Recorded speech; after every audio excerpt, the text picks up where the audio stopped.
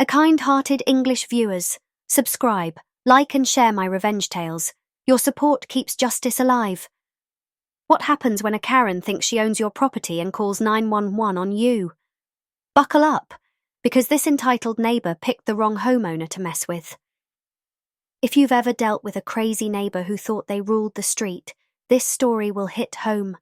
Don't forget to like, subscribe and watch till the end, because this revenge is pure chef's kiss satisfying. My name is Alex, and I live in what used to be a peaceful suburban neighbourhood in the US.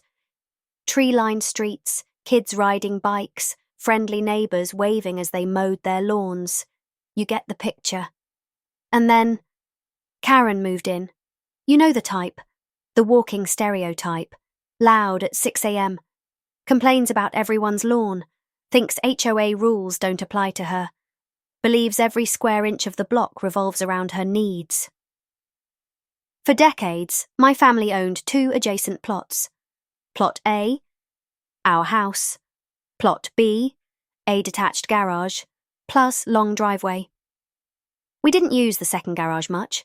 It was mostly for storage, but legally it was still our private property. That unused space was like a shiny red button to Karen. She couldn't resist pushing it. At first, she'd park her car in front of the driveway for just a minute. Then, just overnight. Then, she started parking inside the garage.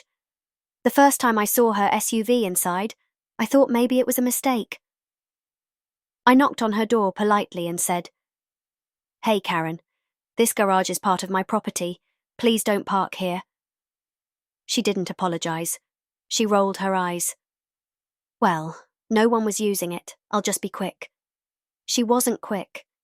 The next day, same thing. The next week, worse. She'd park there every single day, sometimes block my access completely. So I put up a private property, no parking sign. Big, clear letters. She ignored it. I left polite notes. She crumpled them and threw them in my driveway. I even blocked the garage with my truck one day. She left a passive-aggressive note calling me disrespectful for not sharing the community space. Community space? Lady, this isn't a public park. One Friday evening, I came home earlier than usual. And there it was again. Her SUV parked inside my garage like she owned the place. This time I didn't leave a note. I didn't knock. I called a tow company. I showed them my property deed and ID. They verified everything. Within 20 minutes, her SUV was being lifted and towed away legally. An hour later, she came storming down my driveway like a tornado. "Where's my car?" she screamed. I calmly sipped my soda and said, "Towed. It was trespassing." Her face turned red like a stop sign. Then she did the unthinkable.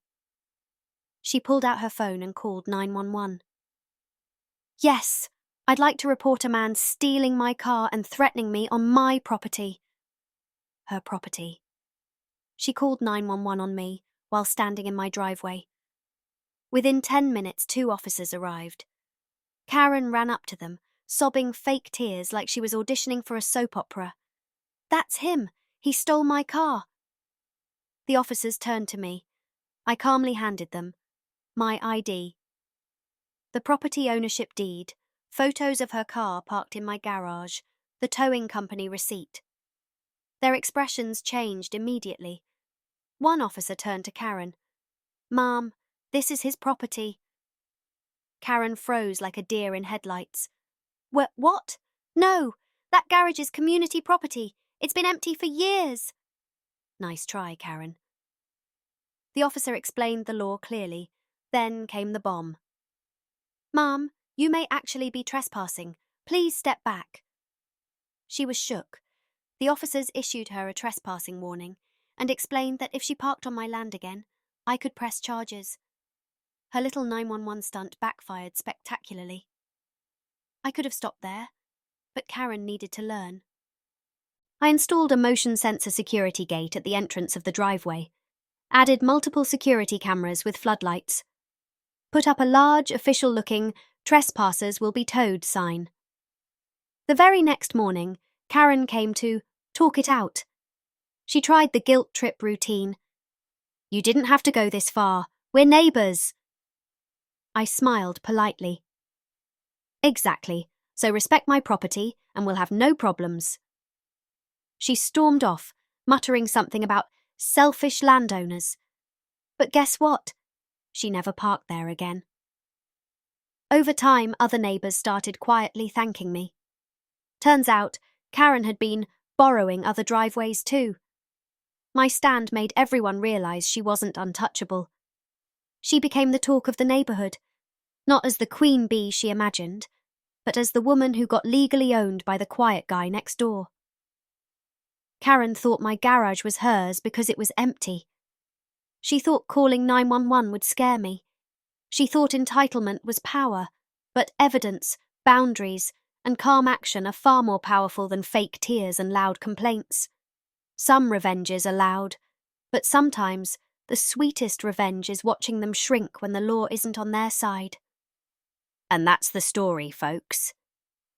If you enjoyed this revenge story, smash that like button, subscribe for weekly epic tales, and drop a comment telling me what you would have done if Karen parked in your garage. Sharing this video helps the channel grow, so don't forget to share with friends who love satisfying justice stories.